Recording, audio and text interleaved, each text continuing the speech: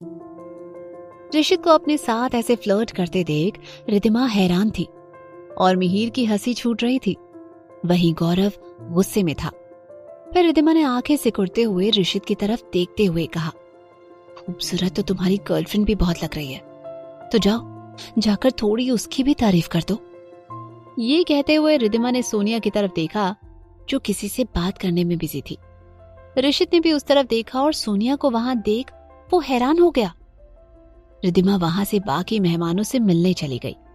फिर गौरव ने ऋषित को एक तिरछी मुस्कान के साथ देखा और वो भी रिद्धिमा के पीछे चला गया। मिहिर ने ये सब देख अविश्वास में सर हिलाया और वो ड्रिंकिंग काउंटर की तरफ चला गया।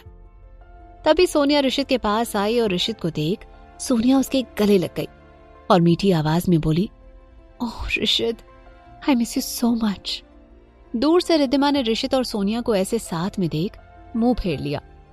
उसे ऋषित पर गुस्सा आने लगा था और खुद पर भी ज्यादा गुस्सा आ रहा था क्योंकि वो ऋषित और सोनिया को साथ देख चल रही थी। रिद्धिमा ने खुद को कंट्रोल करते हुए अपने आप को बाकी लोगों से बात करने में बिजी किया और ऋषित ने सोनिया को खुद से दूर करते हुए कहा, तुम यहाँ क्या कर रही हो सोनिया? सोनिया मुस्कुराई और बोली, ऋषित बेबी, तुम भूल गए हो कि मैं भी एक फैशन डिजाइनर हूँ और मैं यहाँ अपने एक दोस्त के साथ आई हूँ। ऋषित ने इरिटेट होकर अपनी मुट्ठी कस ली।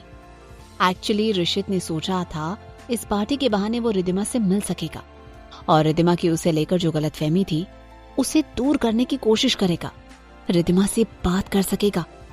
लेकिन अब ऋषित समझ चुका था कि सोनिया के यहाँ आने से रिद्धिमा उससे और ज्यादा चिढ़ गई होगी। अचानक ऋषित के दिल में कुछ ख्याल आया और उसने सोनिया से पूछा, सोनिया, कहीं ऐसा तो नहीं कि तुम जानबूझकर इस पार्टी में आई हो? सोनिया ने मासूम सी शक्ल बनाने की कोशिश करते हुए कहा, ऋषित, कुछ भी क्या, मैं भी एक फैशन डिजाइनर हूँ और तुम मेरे लिए नई कंपनी खोल रहे हो। ये बिजनेस पार्टी है और यहाँ मैं बाकी लोगों से मिल सकती हूँ ताकि मेरे ब्रांड और हमारी कंपनी को फायदा हो। ऋषित ने एक पल सोनिया को देखा और उसकी मासूम शक्ल को देख कोई भी धोखा खा सकता था, लेकिन ऋषित शायद अब सोनिया को अच्छे से समझने लगा था और उसे न जाने क्यों सोनिया पर विश्वास नहीं हो रहा था। इसलिए ऋषित ने सोनिया को इग्नोर किया और किसी और से बात करने लगा। जब सोनिया को एहसास हुआ कि ऋषित उसे इग्नोर कर रहा था तो उसने गुस्से से तिलमिलाते हुए रिद्धिमा की ओर देखा। रिद्धिमा तब गौरव के साथ बाकी लोगों से मिलने में बिजी थी। तभी सोनिया ने रिद्धिमा को देखते हुए मन में खुद से कहा, रिद्धिमा, तुम बहुत ज्यादा लकी हो। एक तरफ गौरव जैसा हैंडसम और टॉप का बिजनेसमैन तुम्हें पाने के लिए कुछ भी करने को तैयार है और दूसरी तरफ ऋषित अरोड़ा जैसा इंसान तुम्हें खुद से दूर नहीं होने देना चाहता। लेकिन तुम इतनी भी लकी नहीं हो, इसलिए तुम्हें ऋषित से तो दूर होना ही होगा क्योंकि ऋषित सिर्फ मीरा है। फिर थोड़ी ही देर में रिद्धिमा और गौरव ने सबके सामने अपनी डील की ऑफिशियल अनाउंसमेंट की तो सब उन्हें कांग्रेचुलेट करने लगे। सोनिया ने भी दिखावे के लिए रिद्धिमा को बधाई दी। तभी गौरव ने रिद्धिमा से कहा, रिद्धिमा, थोड़ी देर में हम मीडिया से भी इंटरेक्ट करेंगे। रिद्धिमा ने बस हाँ में सर हिलाया। रिद्धिमा ने निशान की तरफ देखा जो ऋषित के पास ही था और उससे बहुत सारी बातें कर रहा था। निशांत भी अपनी डैडी से मिलकर बहुत एक्साइटेड और खुश था। निशांत ने अपनी मीठी आवाज में कहा, डैडी, मुझे आपके साथ आना है। मुझे यहाँ अच्छा नहीं लगता, मुझे मेरे ही रूम में रहना है। निशांत को अक्सर अरोड़ा मेंशन में उसकी जो रूम थी उसकी याद आती थी क्योंकि वो रूम निशांत की फेवरेट थी और खास निशांत के लिए डिजाइन की गई थी और हर आए दिन उसे अरोड़ा मेंशन में नए खिलौने मिल जाते थे जो यहाँ मल्होत्रा हाउस में नहीं थे। और सबसे जरूरी बात ये थी कि यहाँ मल्होत्रा हाउस में उसके डैडी नहीं थे। निशांत अपने डैडी को बहुत मिस करता था। 4 सालों तक वो अपने डैडी के प्यार को तरसा था और अब जब उसे उसके डैडी मिले थे तो वो लोग अलग अलग रह रहे थे। निशांत तो बहुत छोटा था, वो तो बाकी कुछ समझता नहीं था, लेकिन उसे बस एक बात का बुरा लगता था कि उसके दोस्तों के मम्मी पापा जैसे उनके साथ रहते थे, उसके मम्मा डैडी क्यों उसके साथ नहीं रहते थे। निशांत की बात सुनकर ऋषित भी इमोशनल हो गया। ऋषित समझता था कि उसके और रिदिमा के बीच जो भी प्रॉब्लम्स थी उसका सबसे बड़ा और बुरा असर निशांत पर हो रहा था। पहले रिदिमा को ये गलतफहमी थी कि ऋषित ने उसे मारने की कोशिश की और इस वजह से रिदिमा और निशांत 4 साल ऋषित से दूर रहे। फिर जब कुछ महीने निशांत को अपने डैडी का प्यार मिला, लेकिन अब रिदिमा को फिर से ऋषित को लेकर गलतफहमी हो गई थी और इसलिए रिदिमा और निशांत फिर से ऋषित से दूर हो गए थे। ऋषित ने प्यार से निशांत के माथे पर किस करते हुए कहा, तुम फिक्र मत करो, तुम और तुम्हारी मम्मा जल्द ही अरोड़ा मेंशन में वापस आएंगे। वो क्या है ना कि तुम्हारी मम्मा मुझसे बहुत नाराज है, लेकिन मैं उन्हें जल्दी ही मना लूंगा।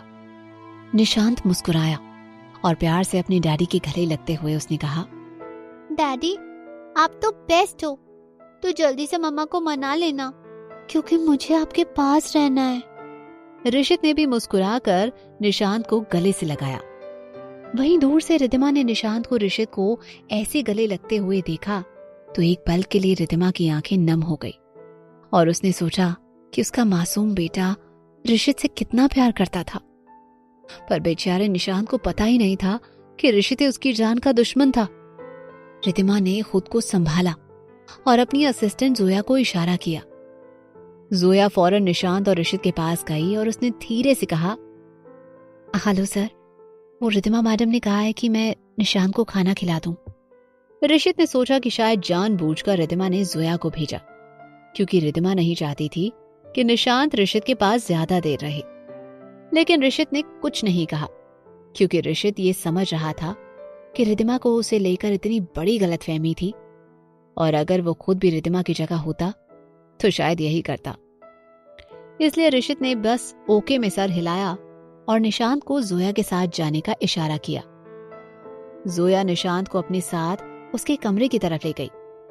अगले 2-3 मिनट में ही रिदिमा के फोन पर स्नेहा का मैसेज आ गया कि उसके दोस्त ने सीसीटीवी हैक कर लिया था और उनके पास बस 20 मिनट ही थे। ये देख रिदिमा ने मिहिर की तरफ देखा। मिहिर को भी स्नेहा का मैसेज आ चुका था। इसका मतलब था कि अब उनके प्लान को शुरू करने का वक्त आ गया था। मिहिर ने रिदिमा की तरफ देखते हुए बस ओके में सर हिलाया। फिर रिदिमा फौरन गौरव के पास आई और उसने गौरव से कहा, गौरव, वो मीडिया के साथ इंटरैक्शन के लिए थोड़ा टाइम है ना अभी? तो मैं कह रही थी कि मैं जरा निशांत को उसके कमरे में दिखाती हूँ। एक्चुअली वो खाने के लिए बहुत परेशान कर रहा है। निशांत का नाम सुनने के बाद गौरव को एक पल के लिए भी शक नहीं हुआ और उसने ओके कह दिया। रिदिमा वहां से निकल गई और मिहिर को अकेला देख फाइनली अक्षय उसके पास आ गया। अक्षय मिहिर को यह बताने लगा कि वो उससे बहुत प्यार करता था, उसके साथ वक्त बिताना चाहता था और उसको मजबूरी में उससे इतने साल दूर रहना पड़ा और भी बहुत कुछ। मिहिर ये सब सुन नहीं पा रहा था, पर फिर भी उनके प्लान की खातिर सब इग्नोर करके वो सुन रहा था। दूसरी तरफ रिदिमा स्टडी रूम में पहुंच गई थी। उन लोगों ने पहले ही अक्षय के जिंदगी के कुछ जरूरी तारीखों के बारे में सुधा से पता कर लिया था और वही पासवर्ड रिदिमा डालकर देखने वाली थी। रिदिमा ने सबसे पहले लॉकर के लिए अक्षय के जन्मदिन की तारीख डालकर देखी, पर फिर भी लॉकर नहीं खुला। फिर रिदिमा ने गौरव के जन्मदिन की तारीख डाली, पर फिर भी वो लॉकर नहीं खुला। रिदिमा खुद से बड़बड़ाते हुए बोली, रिदिमा थोड़ा सोच, अगर इस बार गलत हुई तो अलार्म बजने लगेगा। फिर रिदिमा ने कुछ सोचते हुए अक्षय और दीपा के शादी की तारीख डाली और सच में इस बार लॉकर खुल गया। रिदिमा ने खुद से ही बुदबुदाते हुए कहा, ओह, अक्षय मल्होत्रा सच में बहुत प्यार करता है दीपा आंटी से और इसलिए उन्होंने अपनी शादी की तारीख पासवर्ड बना दी। फिर रिदिमा ने देखा कि लॉकर में बहुत सारे कैश और कुछ ज्वेलरी बॉक्सेस थे और वहां पर कुछ फाइल्स भी थी। रिदिमा ने एक बार घड़ी में देखा, उसके पास वक्त नहीं था कि वो सारी फाइल्स चेक करे या पढ़ सके, इसलिए रिदिमा ने उन फाइल्स में से जो भी कागज थे उनके अपने फोन पर फोटोज लेना शुरू कर दिए। इसमें उसका बहुत टाइम निकल गया। तभी रिदिमा के फोन पर स्नेहा का मैसेज आया कि बस 2 मिनट बाकी थे, फिर सीसीटीवी शुरू हो जाएगा। रिदिमा ने मैसेज पढ़ते ही जल्दी जल्दी सारी फाइल्स लॉकर में रखी और फिर उसने लॉकर बंद कर दिया। एक पल के लिए उसने सब ठीक से किया था या नहीं ये रीचेक किया और वक्त रहते स्टडी रूम से बाहर आ गई। रिद्धिमा चैन की सांस लेते हुए खुद से ही बुदबुदाते हुए बोली, थैंक गॉड, सबूत मिल गए। फिर उसने मिहिर और स्नेहा को मैसेज भेज दिया कि उसका काम हो चुका था। स्नेहा और मिहिर ने भी रिद्धिमा का मैसेज पढ़ चैन की सांस ली। रिद्धिमा जल्दी से निशांत के कमरे की ओर जाने लगी ताकि किसी को उस पर शक न हो। रिद्धिमा जैसे ही निशांत के कमरे में पहुंची, उसने चैन की सांस ली। जोया तब निशांत को खाना खिलाने में बिजी थी और जैसे ही जोया ने रिद्धिमा को निशांत के कमरे में देखा तो जोया ने सवाल भरी नजरों से रिद्धिमा की ओर देखा। रिद्धिमा ने बस मुस्कुराकर जोया की तरफ देख आंख मारी तो जोया भी मुस्कुराने लगी, क्योंकि वो समझ गई थी कि उनका काम हो चुका था। तभी दरवाजे पर दस्तक हुई। जोया और रिद्धिमा ने थोड़ा परेशान होकर एक दूसरे को देखा। रिद्धिमा ने फिर धीरे से दरवाजा खोला तो सामने गौरव खड़ा था। रिद्धिमा को तलाश करते हुए गौरव निशांत के कमरे में आ गया था। रिद्धिमा को देखते ही गौरव ने पूछा, रिद्धिमा क्या हुआ, इतना वक्त क्यों लग गया? जिस पर रिद्धिमा ने जरा हड़बड़ाते हुए कहा, वो ये निशांत कब से परेशान कर रहा था, इसलिए मैं उसके पास रुक गई। गौरव ने एक बार निशांत की तरफ देखा। निशांत जोया को बहुत परेशान कर रहा था। खाने से मना किए जा रहा था और बस केक और स्वीट्स ही खाने को मांग रहा था। गौरव को लगा रिद्धिमा सच ही कह रही थी। उसने मन में खुद से ही कहा, ऋषित अरोड़ा क्या कम था, जो उसका ये बेटा भी हमेशा मेरे और रिद्धिमा के बीच आ जाता है। फिर चेहरे पर मुस्कान लाते हुए गौरव ने रिद्धिमा की तरफ देखा और कहा, जोया देख लेगी उसे, हमें पार्टी में जाना चाहिए और थोड़ी देर में मीडिया से भी बात करनी है, तो पार्टी में चलें? रिद्धिमा ने हाँ में सर हिलाया और फिर निशांत की ओर देखते हुए कहा, निश, जोया को और परेशान मत करो, जल्दी खा लो, फिर तुम पार्टी में वापस आ जाना। इतना कहकर रिद्धिमा गौरव के साथ पार्टी में जाने के लिए निकल पड़ी। रिद्धिमा और गौरव पार्टी में वापस आए। दूसरी तरफ ऋषित की आंखें कब से रिद्धिमा को पार्टी में तलाश कर रही थी और जब उसने रिद्धिमा को गौरव के साथ आते देखा तो उसने गुस्से से अपनी मुट्ठी कस ली। ऋषित ने मन में खुद से कहा, मेरे और रिद्धिमा के बीच प्रॉब्लम्स क्या कम थी जो ये गौरव मल्होत्रा हम दोनों के बीच आ रहा है। दूसरी तरफ मिहिर कब से अक्षय की बातों को रिद्धिमा के लिए सुने जा रहा था, लेकिन अब उसने रिद्धिमा को पार्टी में वापस आते देखा तो मिहिर ने अक्षय की बातों को बीच में रोकते हुए कहा, प्लीज आप ये सब कहना बंद कीजिए, क्योंकि मुझे आपकी बातें सुनने में कोई इंटरेस्ट नहीं है। मैं ये सब शांति से इसलिए सुन रहा हूँ क्योंकि ये पार्टी रिद्धिमा के लिए बहुत खास है और मैं इसे खराब नहीं करना चाहता। लेकिन अक्षय के लिए इतना ही काफी था कि मिहिर ने उसकी बात शांति से सुनी। इसलिए अक्षय ने कहा, बेटा मैं जानता हूं कि तुम्हारे लिए मुझ पर विश्वास करना बहुत मुश्किल है, पर बेटा एक बार मेरी कही हुई बातों के बारे में सोचना जरूर। अक्षय की आवाज में एक उम्मीद झलक रही थी, लेकिन उस उम्मीद को इग्नोर करते हुए मिहिर रिद्धिमा के पास चला गया। मिहिर ने धीरे से रिद्धिमा से पूछा, कुछ मिला? रिद्धिमा ने भी धीरे से जवाब देते हुए कहा, कुछ फाइल्स थी, तो मैंने उन फाइल्स में से जो पेपर्स थे उसकी फोटोज निकाल ली हैं। मिहिर ने कुछ सोचते हुए कहा, सारे फोटोज मेरे और अपने ईमेल आईडी पर भेज देना। अगर फोन को कुछ प्रॉब्लम हुई तो ईमेल पर सब सेव रहेगा। रिद्धिमा ने हाँ में सर हिलाया और सारी फोटोज को फाइल सेलेक्ट करके उसे अपने और मिहिर के ईमेल आईडी पर सेंड कर दी। तभी गौरव वहां आ गया और उसने रिद्धिमा को अपने साथ डांस के लिए पूछा। रिद्धिमा मना नहीं कर पाई। फिर गौरव और रिद्धिमा दोनों ही बाकी कपल्स के साथ डांस फ्लोर पर डांस करने लगे। मिहिर ने उनकी तरफ देखते हुए मन में कहा, ऐसा लग रहा है जैसे गौरव रिद्धिमा के करीब जाने के लिए ये सब कर रहा है। मुझे रिद्धिमा को अलर्ट करना होगा। रिद्धिमा डांस तो गौरव के साथ कर रही थी, लेकिन डांस करते वक्त उसकी आंखें बार बार ऋषित को घूर कर देख रही थी, जिस पर ऋषित मुस्कुरा रहा था।